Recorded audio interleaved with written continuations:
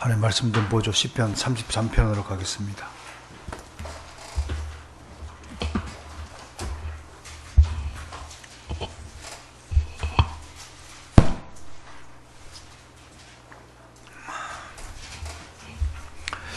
(4절부터)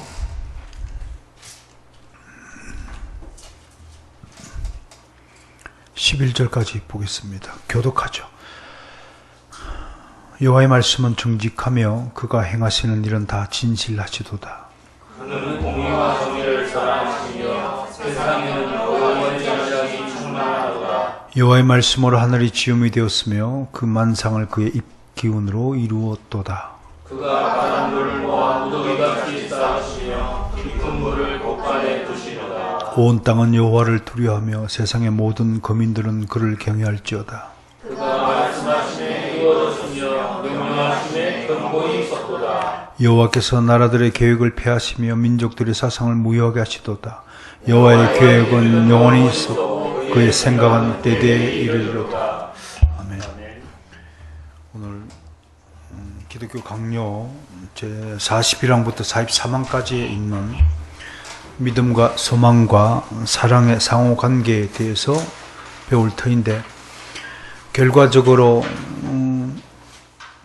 오늘 읽은 본문 말씀을 대로 우리가 의지할 것은 하나님의 말씀밖에 없다. 특히 11절 말씀, 여호와의 계획은 영원히 서고 그의 생각은 대대에 영원토록 이른다고 하는 것입니다. 아무리 세상이 요동치고 흔들릴지라도 우리의 믿음의 토대가 하나님의 말씀이라는 반석 위에 딱 견고 있었을 때 우리 믿음은 흔들리지 않고 침범당하지 않고 무너지지 않을 것이다 라는 것을 말씀을 드립니다. 우선 41항부터 살펴보죠. 41항에는 믿음은 바란 것들 실상이여 보이지 않는 것들을 증거하는 히브리서 11장 1절의 말씀을 가지고 갈비는 믿음을 풀이합니다. 휴포스타시스라는 단어를 버팀대다 그렇게 풀이하고 있고, 증거는 엘렌코스라고 하는 것인데 이건 하나의 암시다 라고 특별하게 해석을 합니다. 인디케이션, 암시하는 것이다 라는 어거스틴의 해석을 소개하면서, 증거가 뭐냐? 현존하지 않는 것, 지금은 없지만 있을 것으로 확신하는 것이다. 컨빅션이다. 그렇게 풀이하고 있습니다. 우리는 이 히브리서 11장 1절을 바로 기독교 강요에서 해설한 칼빈의 의견을 존중하여서 우리 후손들은 바로 믿음은 보이지 않는 것들의 바라는 것들의 실상이요 보이지 않는 것들의 증거라는 사실을 굳게 하고 있는 것입니다. 바울의 의도는 구원에 관한 일들이 너무 높아서 우리 감각은 지각할 수 없고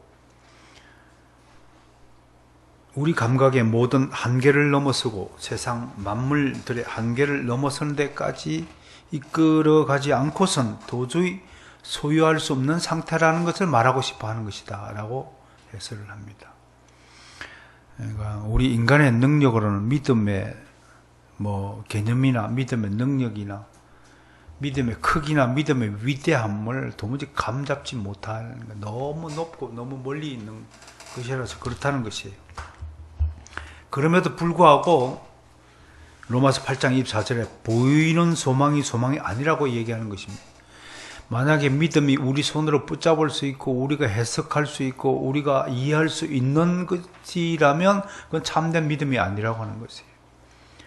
그러니까 우리는 믿음은 바라는 것은 지금 당장 눈에는 보이지 않지만 실제로 존재하는 것을 바라는 것이라는 거예요.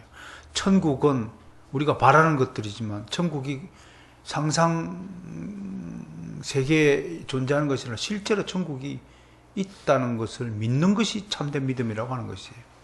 그러니까 이 11장 1절을 기억할 때 꼭 바라는 것들을 천국이라고 소망이라고 한번 풀이해보면 금방 이해가 될 것입니다. 그 다음에 보이지 않는 것의 증거다.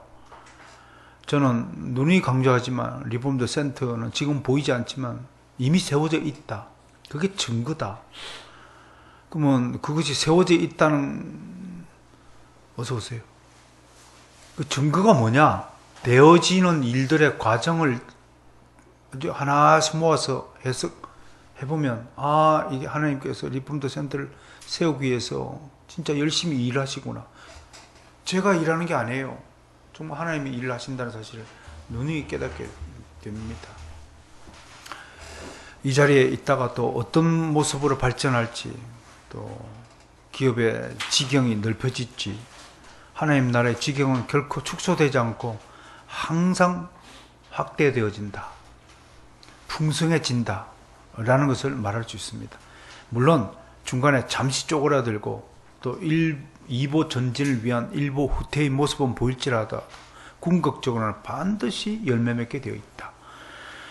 풍성하게 되어 있다. 코로나 때문에 잠시 주춤하고 있다 할지라도 저는 이게 1보 후퇴라고 봅니다. 세상 사람들이 2보 전진밖에 못하죠. 우리는 1보 후퇴하면 10보, 100보로 전진할 수 있는 기회가 주어진다는 사실을 저는 명확하게 하는 겁니다. 이게 믿음의 능력입니다. 이게 믿음입니다. 없는 헛된 것을 바라는 꿈을 꾸는 것이 믿음이 아니라는 사실을 분명히 하고 있는 것입니다. 그러면서 사랑이 믿음과 소망이 우선한 가르침도 헛되다라고 하면서 사랑 제일주의자들을 경계하고 있습니다. 이게 요즘에도 그 자유주의 교회의 어떤 분을 여자 집사님 만났더니, 저는 교회에서 명령하고 막 강요하는 듯한 발언들, 11조를 내라 말하니 하고 말이야, 징계를 내린다고 이러니 많이 하는 것들, 저는 그건 잘못된 하나님의 가르침이라고 본다. 하나님의 사랑이시니까 조그마한 허물이라 이런 거 따지지 않고 무조건 사랑해 주시는 분이라고 믿는다. 그렇게 말씀을 하시는데, 믿음이 없는 사랑, 가짜 사랑입니다. 소망이 없는 사랑, 가짜 사랑입니다. 우리 속에 사랑을 일으키는 것은 오직 믿음이다 라고 설명합니다. 여러분 맞지요? 그 믿음이 없이는 하나님을 기쁘시게 못하신다고 말씀하신 것처럼, 믿음이 없는 사람이 사랑한다? 그건 육신의 사랑이지, 그건 영적인 사랑 아니에요. 하나님의 사랑이 아니에요. 하나님으로부터 난 사랑이 아니라면 그건 다 멸망할 가정한 애정이고 집착이요, 소유욕에 불과하다, 탐욕이다.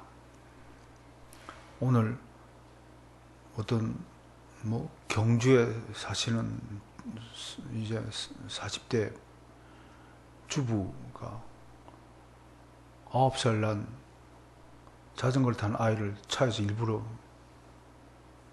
밀어버렸어요. 알고 보니까 자기 아들을 괴롭혔다는 이유로 그 아이를 그냥 짓밟았어요. 이게 여러분, 제가 늘 강조하잖아요. 자식 집착, 애착은 우상숭배라고요. 지금 도처에 우상숭배자들이 깔려 있어가지고 자기 자식에 대한 조그마한 도전이나 흠집을 견디지 못하는 그런 참 말도 안 되는 부모들이 속속 등장하고 있어요. 학원 사역을 해보면 정말 말도 안 되는 엄마들이 참 너무 많다는 사실을 깨달아요. 그게 자식을 사랑하는 것이라고 착각하고 있나 봐요. 나중에 그 자식이 어떤 열매를 맺느냐는 그 불을 보듯 명확하잖아요. 그 아주머니 살인 미수로 아마 구속될 것 같아요. 그런데 문제는 그 자식이에요.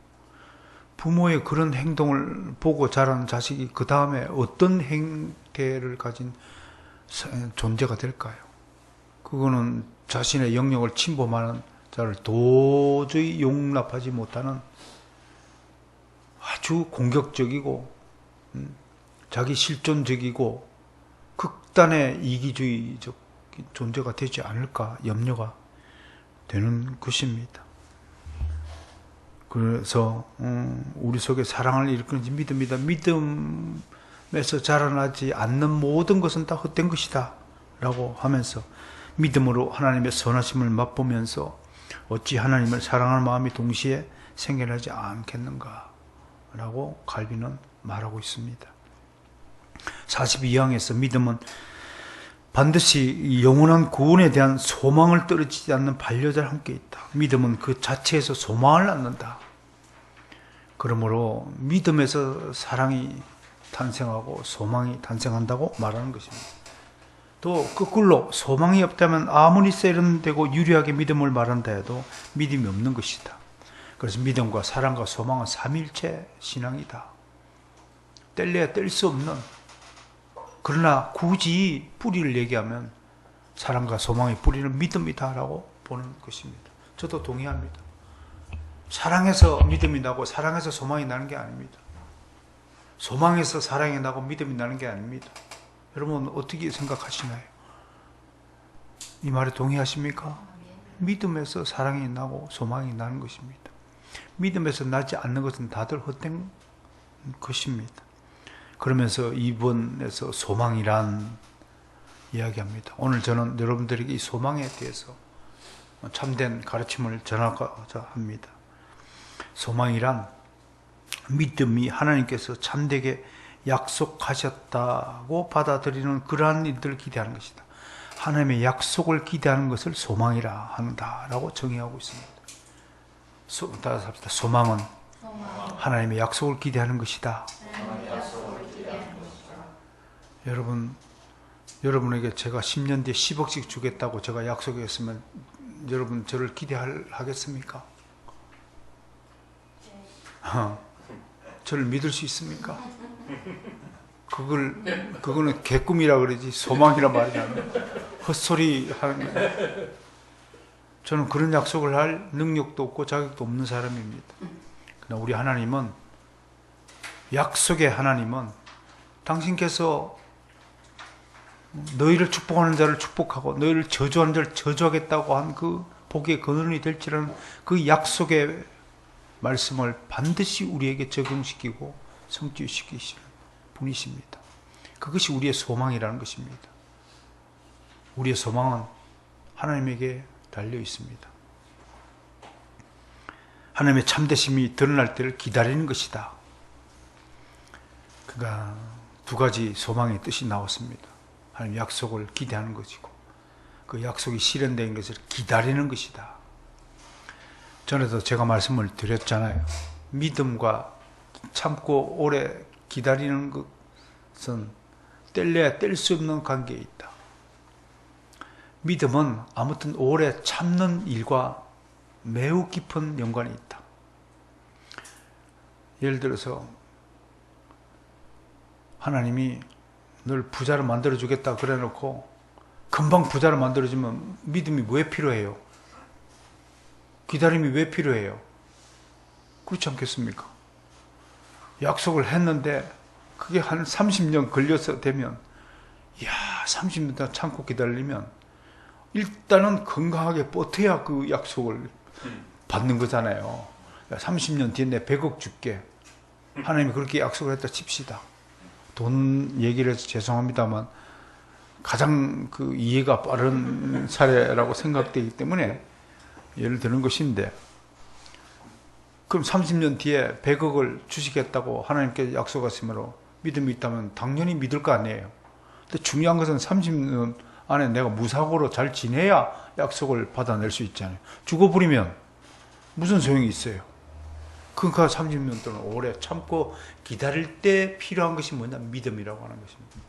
이 믿음이 소망을 낳고 사랑을 낳고 기대를 낳고 힘을 잃지 않고 참고 견디게 하는 힘이 된다고 하는 것입니다. 함께 읽습니다. 로마서 8장 24절 시작. 우리가 소망으로 구원을 얻었으니 보이는 소망이 소망이 아니니 보는 것을 누가 알아주리. 하박국 2장 3절입니다. 시작. 비록 더딜지라도 기다리라. 시편 90편 4절입니다. 주의 목전은 천년이 지나간 어제 같으며 밤의 한순간 같을 뿐입니다. 우리는 리폼드 센터 세워나고 이제 겨우 10년 좀 지났는데 하나님 언제까지 해결 안 해줍니까? 우리 학교 문제 시작한 지 한 10년 됐는데 10년 너무 깁니다. 처음 시작했던 사람들 몇 년도 안 돼서 다 떨어져 나갔어요. 그게 우리 인간의 의지입니다. 인간은요, 한순간에 자기도 모릅니다. 한순간에 배신합니다. 그게 우리의 인간의 나약함입니다. 그럼에도 뭐라고 했어요? 1000년이 하루만도 못하네요. 밤에 한순간일 뿐이에요. 하나님 나라에서 1000년. 그런데 겨우 10년도 안 됐는데도 불구하고 수많은 사람들이 중도에 다 이유를 대고 먹고 살기 바빠서 해결도 안 되는 일을 뭐하라고 그렇게 붙잡고 하십니까? 저는 이것이 믿음의 일이 아니라면 아무런 소용이 없는 무의미한 일이라고 봅니다. 사람들은 참 나보고 세상적으로 보면 어리석다고 하는 사람도 있을 것입니다. 두고 봅시다. 누가 어리석은지. 두고 봅시다. 누가 어리석은지.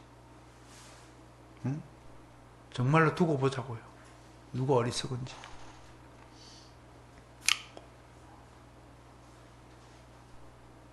여러분 어떻게 생각하십니까? 여러분은 정말 그 소망이 눈에 보이고 손에 잡힐 때가 있을 것이라고 생각하십니까? 혹시 생각이 안 되더라도 믿음으로 좀 함께 동참해 주시고 기도해 주시면 고맙겠습니다. 그래서 3번 보세요. 이러한 소망 때문에, 이러한 소망이 있을 때 우리 지치지 않는다고 하는 것입니다.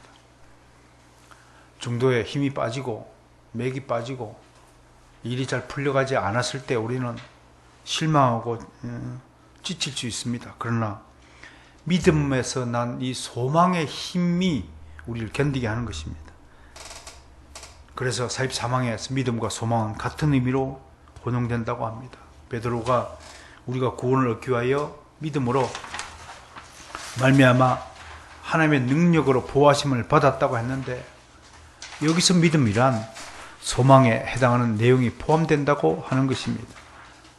또 베드로가 뭐라고 얘기합니까? 시작. 너희 믿음과 소망이 하나님께 있게 하셨느니라.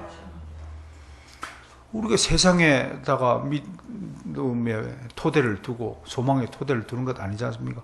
하늘에 계신 하나님에게 우리의 소망을 두고 기대를 하고 약속을 바라고 하는 것이죠.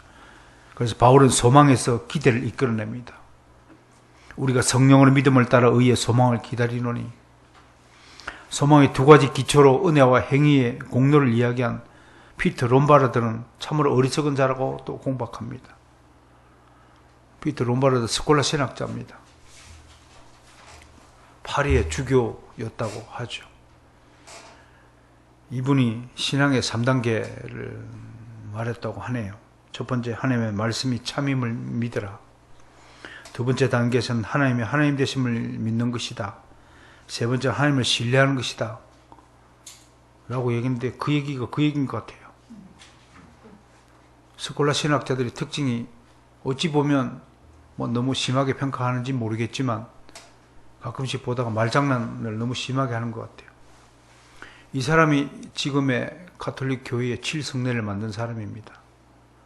그래서 이 기독교 강요에서 피터 롬바르드는 칼빈에 의해서 신랄하게 비판을 받습니다.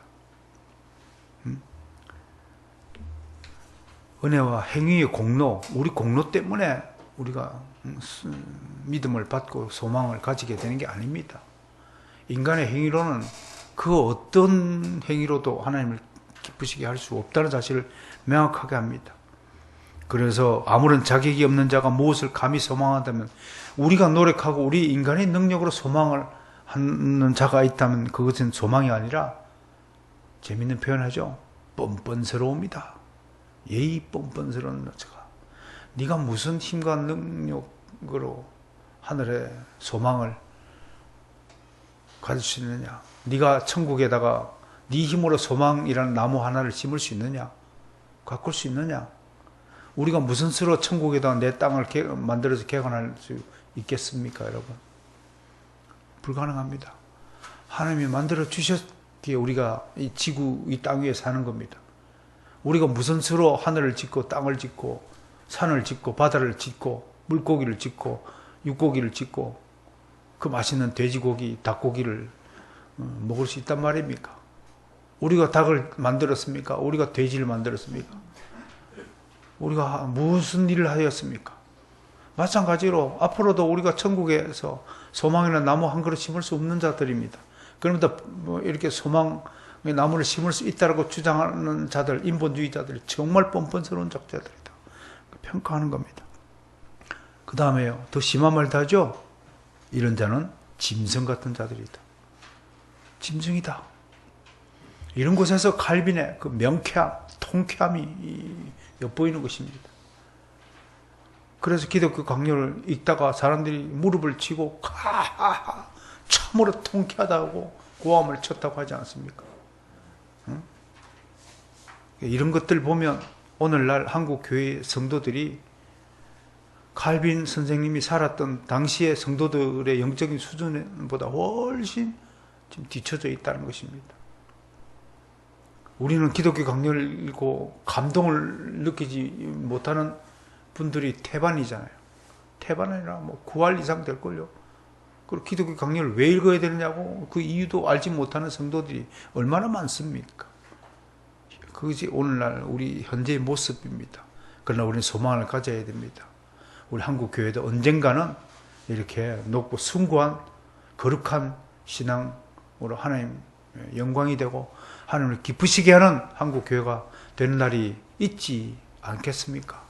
그 일을 위하여 우리가 하나하나씩 리폼드 센터 사역을, 시스템 사역을 하나 준비해 가도록 함께 노력해야 될 것입니다. 마지막으로 그 칼빈의 독자들을 향한 칼빈의 권고문을 한번 같이 읽습니다. 시작. 사랑하는 독자들이, 우리는 구원의 소망을 품으라는 하나님의 명령을 받고 있음을 죄인의 자격으로 바라보고 있으니 하나님의 참되심을 기꺼이 인정하고 오직 그의 긍휼하심만을 의지하며 행위를 의지하는 것을 버리고 감히 선한 소망을 가져야 하겠습니다. 너희 믿음대로 되라고 말씀하신 그분은 절대로 우리를 속이는 분이 아닙니다. 아멘. 여러분, 하나님께 소망을 두십시오. 그분은 우리의 기대를 저버리는 분이 아닙니다. 오늘 마지막으로 이번에 미국 사회와 전 세계 교회를 향해서 코로나 메시지를 발표한 존 파이프 목사님의 그 메시지를 좀 전달해 드리겠습니다. 그래서 정말 우리가 무슨 소망을 가지고 살아야 하는가를 이 시간에 좀 살펴보는 시간을 되도록 가지겠습니다. 제목은 제가 임의로 붙여봤는데 견고한 토대와 소망이 무엇인가? 우리가 진짜 어느 토대 위에 서야 하는가? 그 얘기를 좀 나누고자 하는 것입니다. 우선은 베드로전서 1장 24절과 25절을 읽겠습니다. 베드로전서 1장 24절 25절.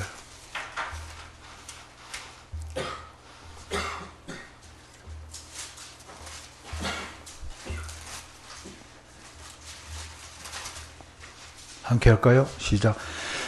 그러므로 모든 육체는 풀과 같고 그 모든 영광은 풀의 꽃과 같으니 풀은 마르고 꽃은 떨어지되 오직 주의 말씀은 세세토록 있도다 하였으니 너에게 전한 복음이 곧 이 말씀이니라. 아멘.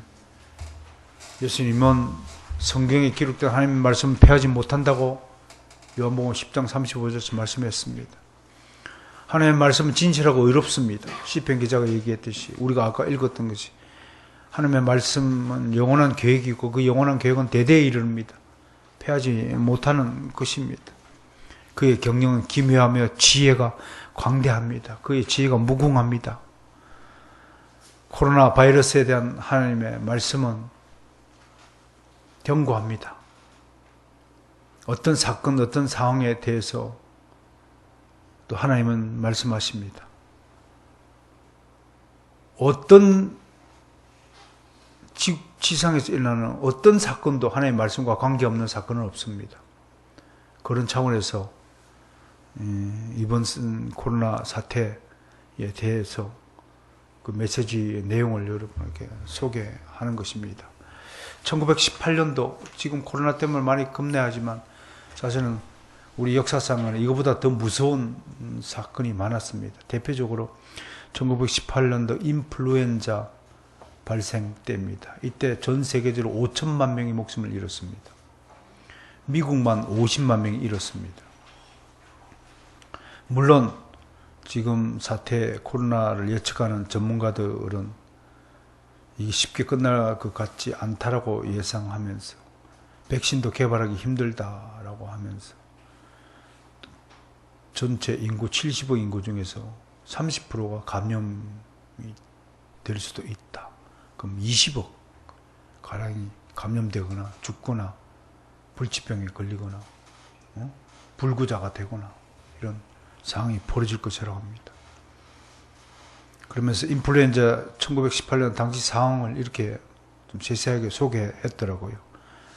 아침에 감염되면 저녁에 바로 사망했다고 합니다. 현관에서 시신을 수거해서 곧바로 기중기 사보로 파낸 무덤에 다 던져 넣었다고 합니다. 지난번에 본 우리 영화 분당 그 감염할 때 막 구덩이에 막 집어 던지고 하다지. 아마 이런 그 인플루엔자를 염두에 두고 그 영화를 만들지 않았는가 싶은데. 마스크를 차지하는 남자는 바로 총으로 쏴서 죽였다고 합니다. 지금 이제 그러게 생겼어요. 학교들은 문을 닫았고 목사들은 아마겟돈 전쟁을 설교했다고 합니다. 목사들도 코로나에 걸릴까요? 당연히 걸립니다. 저는 제일 먼저 걸려야 한다고 봅니다. 하나님의 매를 목사들이 먼저 맞아야죠. 목사들의 잘못입니다. 나는 100번 욕을 얻어먹어도 내가 제일 먼저 무릎을 꿇으라면 나는 무릎을 꿇겠습니다. 잘못했다고 할 것입니다. 이런 적이 없습니다. 종교개혁 당시에 가톨릭 교황들이 썩었지만 과연 이처럼 사기치고 탐욕적이고 육신적이고 개인주의적이고 무지하고 파벌적이고 당파적이고 분쟁적인 목사들이 세계가 있었을까? 여러분들은 목사가 아니라서 목사님이 너무 비관적으로 말씀하신다 그리 말씀해 주시지만 여러분 한국교회 성도님들의 알립니다. 정신 차려야 합니다. 보통의 때가 아니라 비상의 때라는 사실을 다시 한번 말씀드립니다. 그래서 이 메시지를 대신 한국교회도 전하는 겁니다. 미국 교회들은 이런 메시지에 귀를 기울이고 경청하고 숙연해집니다. 그런데 우리는 무엇이 문제인지도 모른 채 있는 것 같습니다. 여러분, 과거에 일어난 일은요, 하나의 경고입니다. 그 점을 명확하게 해야 됩니다.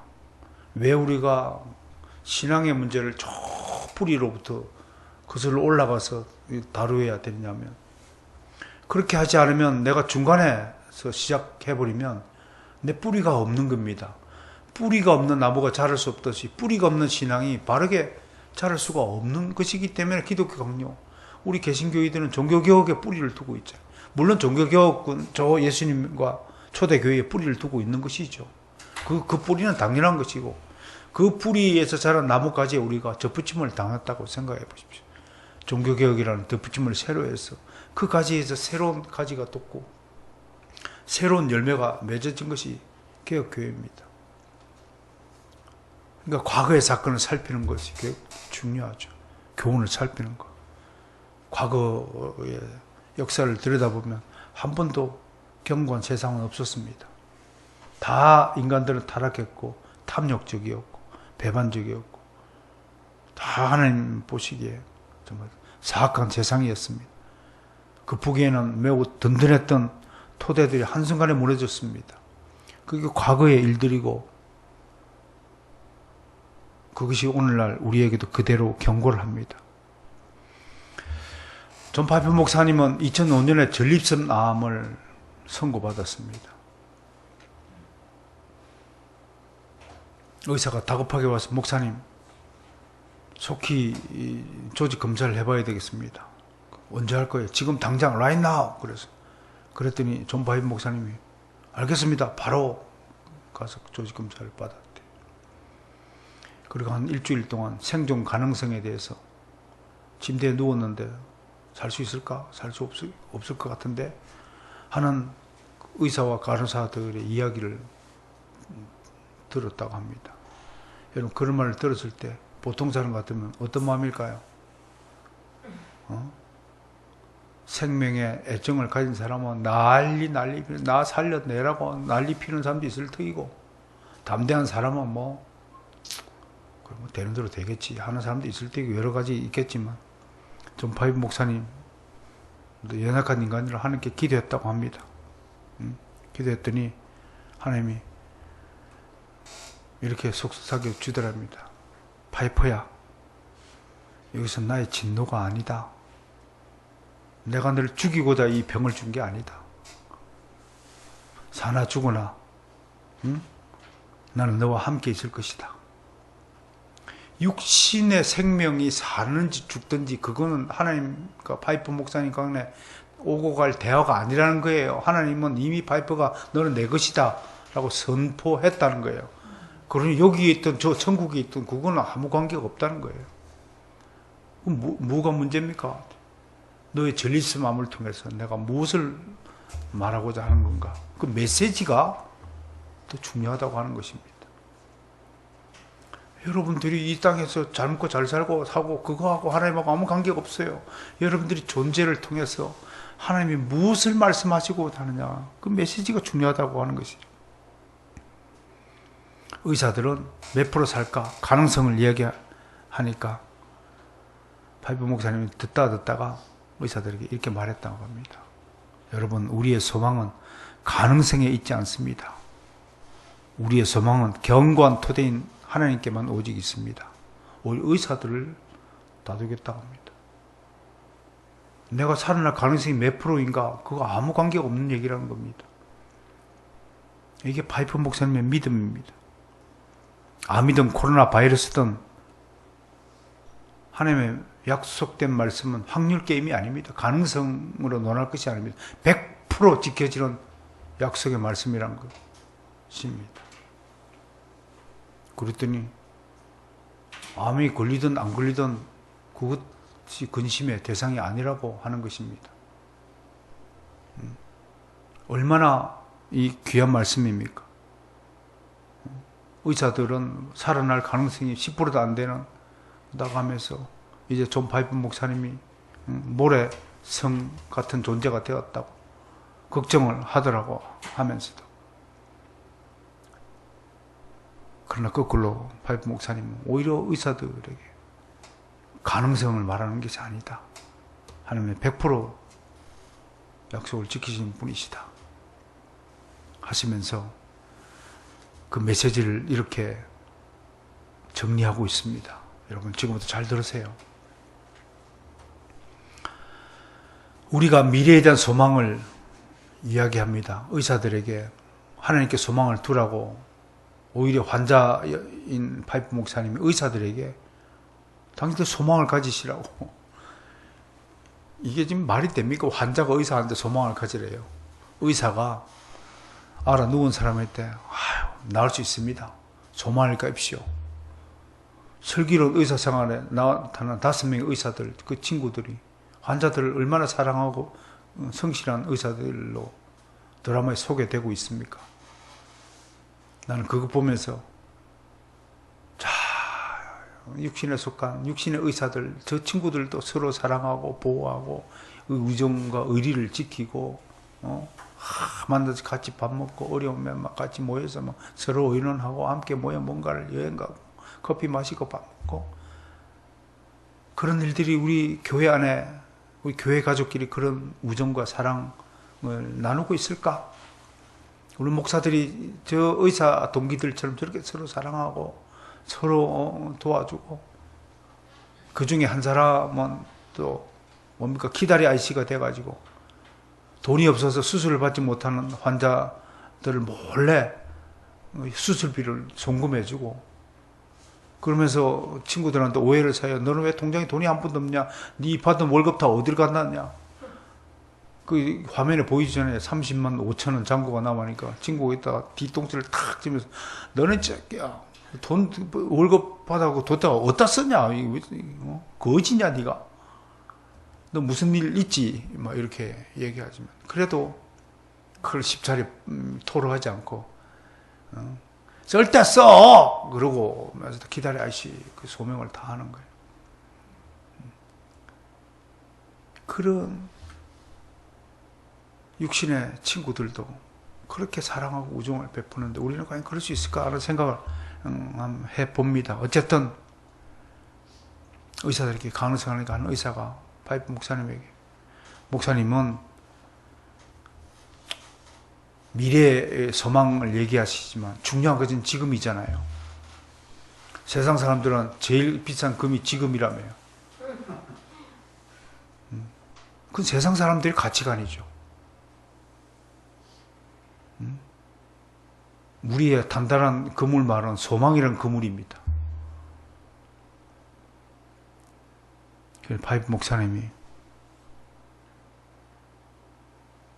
의사가 목사님이 말하는 하나님은 지금 당장 일들과 관계가 없는 건가 봐요. 지금 당장 고쳐주시죠. 목사님이 믿는 하나님은 어디 계시는 겁니까? 그렇게 말씀을 하면서, 그리스도인이 믿는 하나님은 지금 당장 나에게 도움이 되는 것이 아니라 앞으로는, 그래 창세전에 천지를 창조하신 거 그래 좋다 이겁니다. 창조했다 칩시다. 미래의 천국 간다 칩시다. 근데 지금은 무엇이냐? 지금 소망 가지면 내게 도움이 됩니까? 이것이 얼마나 세속적이고 현세적인 시각입니까? 지금 당장 나한테 필요치 않으면 모든 것이 다 필요가 없다는 이 신앙이야말로 가장 세속적인 신앙이라는 사실이지 않습니까? 근데 사람들이 그렇게 생각한다는 거예요. 물론 지금 당장 코로나에 감염되거나 암이 재발하거나 뇌졸중으로 기능이 마비되거나 불의의 사고로 추락할 수 있다. 그러나 하나님의 반석은 지금 나를 받치고 있다고 하는 것입니다.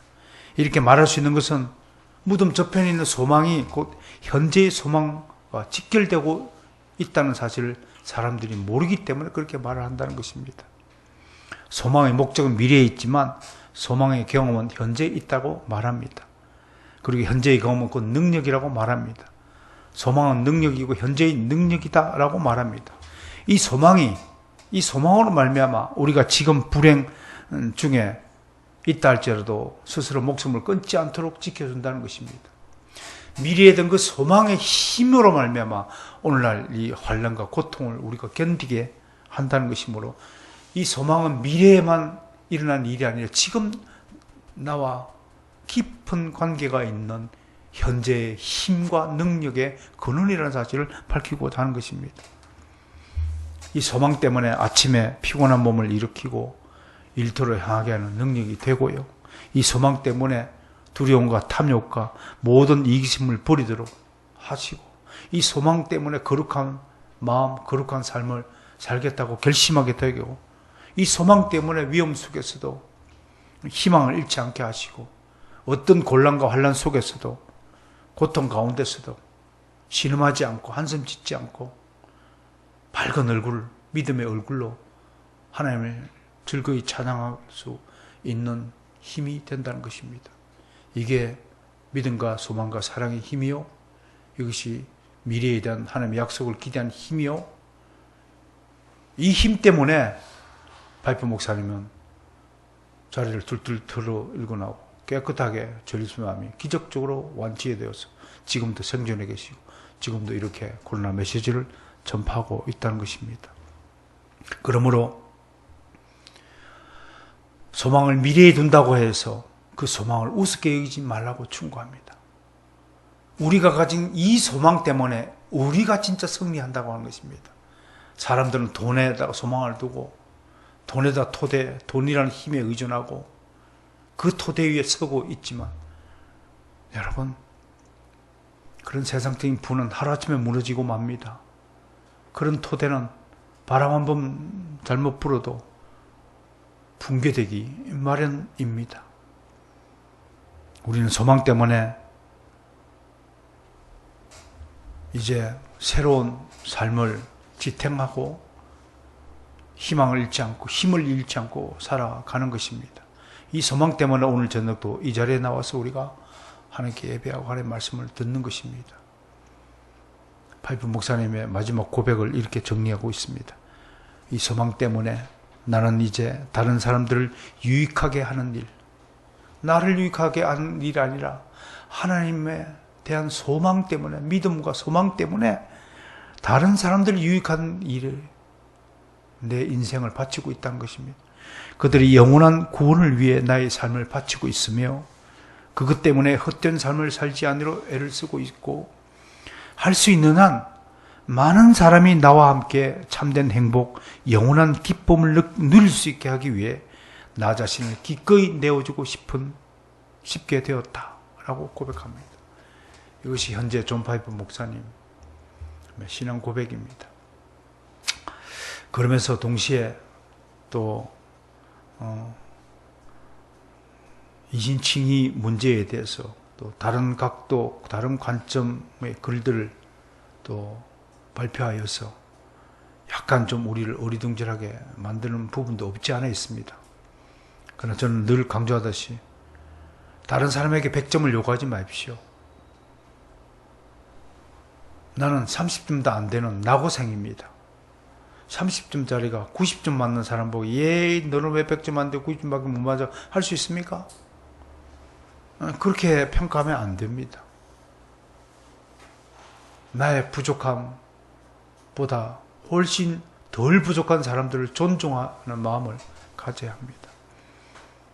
때로 교리적으로 완전한 개혁 신학 위에 서 있지 못하는 많은 사역자들도 바라보게 됩니다. 로이드 존스 목사님이 표현했듯이 그런 사람들은 이해가 부족한 상태에 아직은 있지만 언젠가는 그들도 나와 함께 온전한 이해를 가지게 될 날을 소망하면서 그런 사람들을 이해하고 포용하고 배려해주는 넓고 따뜻한 그런 신앙을 가지도록 노력해야 한다고 하는 것입니다. 오늘 믿음과 소망과 사랑, 믿음과 사랑과 소망 하면서 다루시면서 특별히 이 위기의 때에 자신의 사례를 들면서 우리가 어떤 소망의 힘을 가지고 이 땅에서 살아야 하는 것인가라는 가르침을, 기독교 강령의 가르침과 더불어서 함께 살펴보았습니다. 오늘 이 메시지를 들으시는 한국교회와 성도 여러분에게 좀 진심으로 고하고 싶은 것은 우리의 모든 토대, 견고한 토대는 하나님이요. 그 하나님께 소망을 둘 때 우리는 승리하고 우리 안전이 보장이 되고 우리가 흔들리지 않는 믿음을 가진다는 사실입니다. 이 성숙한 믿음을 가지기 위해서 우리가 더 노력하고 더 열심히 살아야 할 것이며 무엇보다도 자기 자신을 먼저 개혁하는 일에서부터 모든 거룩한 삶으로의 개혁이 시작되어지고 다른 박질을 하여서 성화의 길에 기쁜 마음으로 우리 서로 교제를 나눠야 할 것입니다. 우리 교회를 비롯한 많은 교회가 한국 교회를 위해 갱신과 성장과 교리적 성숙을 위해 기도하고 또 애쓰고 있습니다. 정말 사랑하는 우리 성도 여러분들이 좀 마음을 가다듬고 더 이상 유치한 신앙놀이를 좀 벗어나서 좀 진지하고 좀 거룩하고 경건한 신앙 자리로 되돌아오기를 간절히 호소하는 것으로서 오늘 말씀을 마무리하고자 합니다.